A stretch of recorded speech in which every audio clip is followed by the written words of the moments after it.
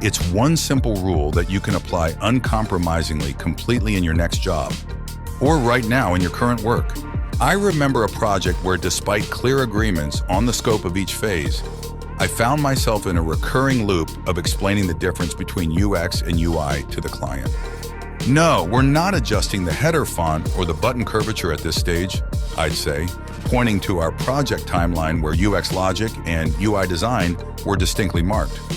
We'd get the wireframes approved only to have the client circle back with requests to tweak the UX logic during the UI phase. It was baffling and frustrating. How could our detailed discussions and agreements seem so easily forgotten? This wasn't just about miscommunication. It was a fundamental misunderstanding of the design process that many of us face. It was a transformative journey, filled with lessons learned the hard way. After encountering the same challenges repeatedly, I knew it was time for a change.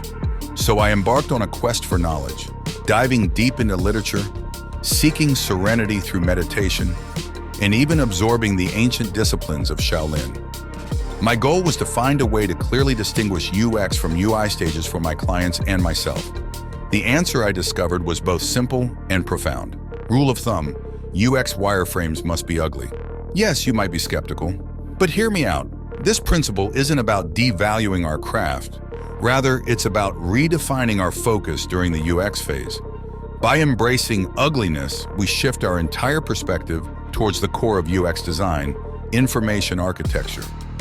This method significantly cuts down on experimentation costs, accelerates the wireframing process, and surprisingly enhances the end product. It keeps client conversations focused on functionality rather than aesthetics. However, here's the intriguing part. Despite understanding the logic behind this approach, many of us, including senior UX designers, find ourselves reverting to old habits. The draw towards creating visually appealing wireframes right from the outset is strong. But why is this the case? Why do even senior designers continue to prioritize beauty over utility in the early stages of design? Why do even senior designers make this mistake? Let's look at how designers and their need to meet client wishes can sometimes make things tough, even for the pros. We're going to talk about why aiming for perfect designs right from the start, like the cool ones you see on Behance, isn't always the best idea. Trying to make everything look beautiful can actually make it harder to get the real work done at first. We need to be okay with our first designs not looking great so we can focus on making them work well. This is important because it helps us use our time and resources better. Why can this perfectionism and the magnetic pull of beauty become your enemy? In the grand scheme of design, the difference might seem minute. 10 to 15 seconds to ensure every icon matches in radius and every line of text aligns perfectly. On the surface, it's a minor tweak, right? Yet if we pause to consider that encapsulating text within a standard gray auto layout is a mere shortcut away, Shift A, and another quick keystroke, K, lets us resize font with a single click, albeit not perfectly aligned, we're talking about a process streamlined to mere seconds. 2 seconds, to be exact, which is 5 to 7 times faster.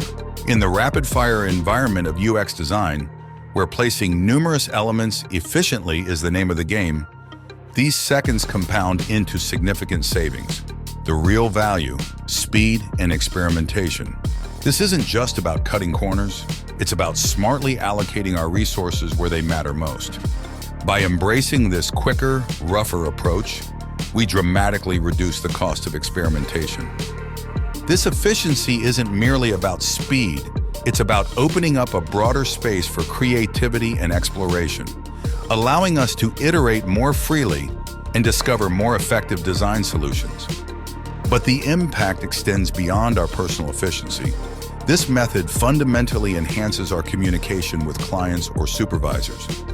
By presenting wireframes that clearly prioritize function over form, we set the stage for discussions that focus on usability and user experience, elements at the heart of UX design.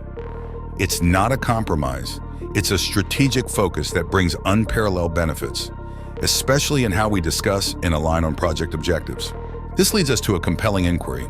How can an ugly interface, intentionally devoid of aesthetic distractions, actually enhance the approval rates for your UX stage work? The answer lies in the clarity it brings to the discussion, focusing attention squarely on the functionality and user journey, paving the way for a smoother approval process. By prioritizing the essence of UX, usability and logical structure, we not only streamline our workflow, but potentially transform the client or stakeholder approval process. Let's explore how simplifying to the point of ugliness can become the most beautiful strategy in UX design. Mastering the art of ugly UX wireframes is a game changer, offering a clear path to focus on functionality and significantly boost your approval rates. Yet this is just one side of the coin. The true power of these strategies unfolds when paired with adept client expectation management. Without this crucial counterpart, even the most focused wireframes face an uphill battle for approval. Let's dive into the art of managing expectations, the other critical component that ensures your projects aren't just understood, but eagerly approved by clients. Imagine combining the efficiency of our ugly wireframe approach with the finesse of expectation management. This is where the magic happens, where theory meets practice, and where your projects move from approval to admiration.